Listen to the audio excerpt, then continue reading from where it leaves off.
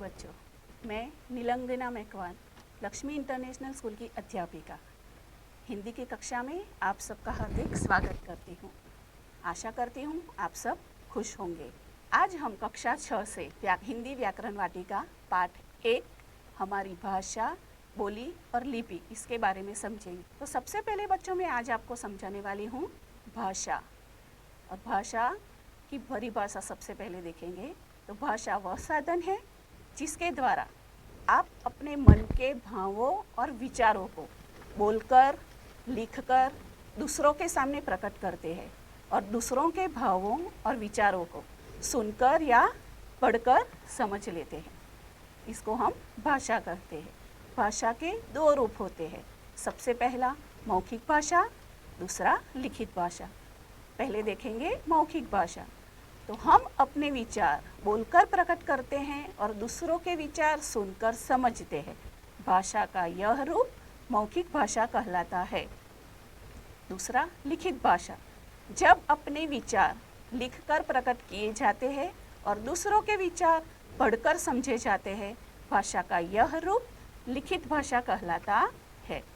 अभी बच्चों, जब आप कहीं अपने पापा के साथ बैठकर गाड़ी में जा रहे हो, बराबर, या फिर रास्ते पर सड़क पर चलते हो, तो आपने कुछ संकेत देखे होंगे, तो उन्हीं को कहते हैं सांकेतिक भाषा।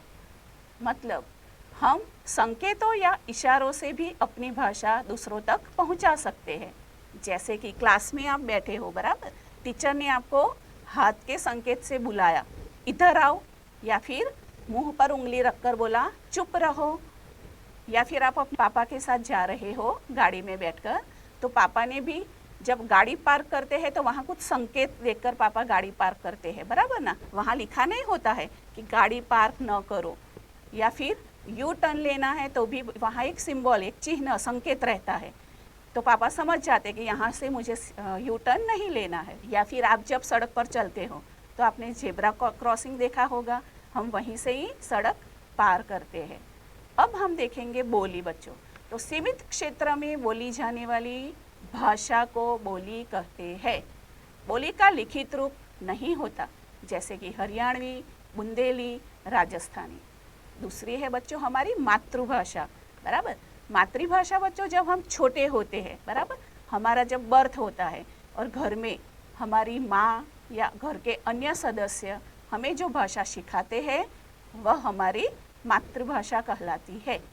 अब है राष्ट्रभाषा। जो देश के अधिकांश निवासियों द्वारा जिस भाषा का प्रयोग किया जाता है वह राष्ट्रभाषा कहलाती है, और हमारी राष्ट्रभाषा हिंदी है। आगे देखते हैं राजभाषा। देश के सरकारी कार्यालयों में कामकाज के लिए, मतलब अगर आपके पापा कुछ काम के लिए गए हैं और वहाँ कुछ फॉर्म देते हैं या कुछ कामकाज जो रहता है, उसके लिए भाषा का प्रयोग जो होता है उन्हीं को हम राजभाषा कहते हैं। और हमारे कार्यालय में जो कामकाज की जो भाषा होती है वह है हिंदी और अंग्रेजी। पहले भारतीय संविधान में, मतलब हमारे भारत में 18 प्रमुख भाषाओं को स्वीकृति दी गई थी, और सन 2003 में और 4 भाषाओं को जोड़ दिया गया। इसलिए अब संविधान द्वारा मान्यता प्राप्त भारतीय भाषाओं की संख्या 22 हो गई है। आपको पता है 14 सितंबर को हम कौन सा दिवस मनाते हैं? हिंदी दिवस। ओके, तो 14 सितंबर 1949 को हमारे भारत देश में हिंदी राष्ट्रीय भाषा घोषित की गई थी। प्रत्येक देश की एक भाषा होती है जिस देश के निवासी बोलते हैं। लिपि, किसी भाषा को लिखने की विधि को हम लिपि कहते हैं। भाषा की प्रत्येक ध्वनि के लिए अलग चिन्ह होते हैं और इन चिन्हों के लिखे हुए रूप को ही हम लिपि कहते हैं। आपको पता होगा हिंदी में हम स्वर और व्यंजन, बराबर, इन्हीं से हमारे शब्द बनते हैं। गुजराती में भी स्वर और व्यंजन है, मराठी भाषा में भी स्वर और व्यंजन है। इस तरह से लिपि चिन्ह से कहलाती है। आगे देखो तो हमारी भाषा और लिपि, हिंदी, संस्कृत, मराठी, गुजराती, नेपाली, ये सारी भाषाओं की लिपि है देवनागरी। अंग्रेजी और जर्मन भाषा की लिपि है रोमन। फ्रेंच की भी रोमन। उर्दू तो फारसी लिपि है। पंजाबी की गुरुमुखी लिपि है। अब हम देखने वाले हैं बच्चों व्याकरण, जो आप पढ़ते हो।